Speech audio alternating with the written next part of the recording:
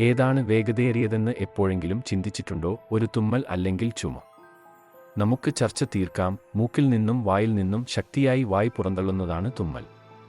ഇത് സാധാരണയായി നാസൽ ഭാഗങ്ങളിൽ ഉണ്ടാകുന്ന പ്രകോപനം മൂലമാണ് ഉണ്ടാകുന്നത്.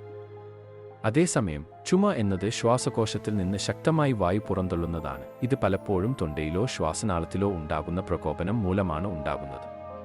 ചുമയ്ക്ക് 50 മൈൽ വേഗതയിൽ സഞ്ചരിക്കാനും ഒറ്റയടിക്ക് ഏകദേശം 3000 തുള്ളികൾ പുറന്തള്ളാനും കഴിയും. തുമ്മലുകൾ വിജയിക്കുമവയ്ക്ക് 100 മൈൽ വരെ സഞ്ചരിക്കാനും 1,00,000 തുള്ളികൾ സൃഷ്ടിക്കാനും കഴിയും. അയ്യോ, തുമ്മുകയോ ചുമയ്ക്കുകയോ ചെയ്യുമ്പോൾ വായ മൂടുന്നത് രോഗാണുക്കൾ പടരുന്നത് തടയാൻ പ്രധാനമാണെന്ന് ഓർക്കുക.